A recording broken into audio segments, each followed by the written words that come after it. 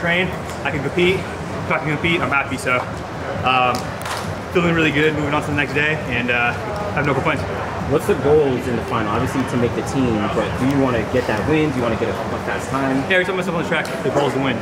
You know, I just gotta make sure I do that, solidify my team on the spot, or my spot on the team, and then move forward from there. So that's the #1 plan. Do you feel any pressure this year, considering you made the team last year, but of course you didn't get on the podium at the Olympics, but now you're feeling good? Like, what's the pressure? Yeah, I don't think there's any pressure for me to make the team this year. Just because I fell short in 2021.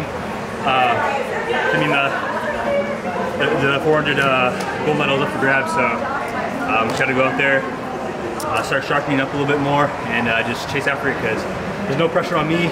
All the pressure is on, I guess, Steven, if you want, right? Yeah, so him.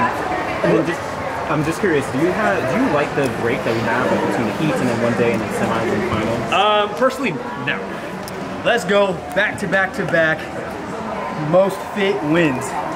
It's super simple, but I think I understand why they did it for this trials. I think it's to emulate the Olympic schedule, so I guess it's okay. Personally, I do not like having the days off between races, because you know, I'm just very sharp mentally, and when you have a day off, you have to come down a little bit and then bring yourself back up. So it's draining and exhausting emotionally and mentally. So I prefer just to go. What did you do yesterday? What did I do yesterday? Ate food, hung out in my conference room with some of the teammates, laid in bed for a couple hours, had treatment, that's about it. I didn't do much.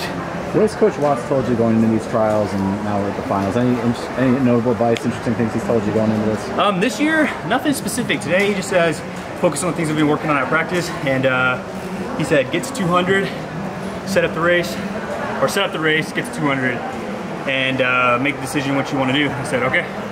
So today it's ultimately, I got to like 325, I was like, okay, I'm done. So.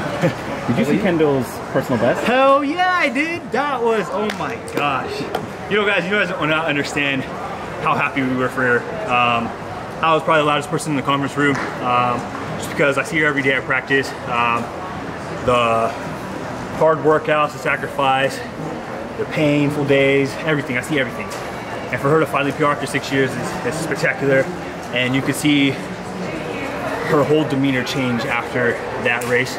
So I'm really happy for her, and I'm excited to see her run right now. Okay, you were pretty young at your first trials. Yeah, 18. 16. Yeah. What have you made of what you've done so far? It's spectacular. I mean, 16-year-old going out here, competing like a true competitor, not letting the moment get too big, but just living in the moment and competing. So it's great to see young talents like himself elevate, push us to run a little bit faster, and take us out of our comfort zone. So it's great, and I think he has a bright future ahead of him as long as he just stays grounded and focused.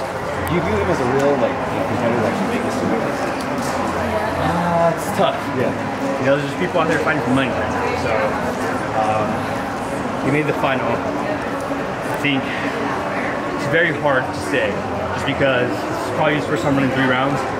He's 16 years old, so I remember I just ran 3 rounds of 200 and I was cooked in the final. I was so tired. But I mean, the kids are different now, and you know, anything's possible. He could definitely sneak in a relay spot for sure. So it's up to him. You know, it's all in his hands.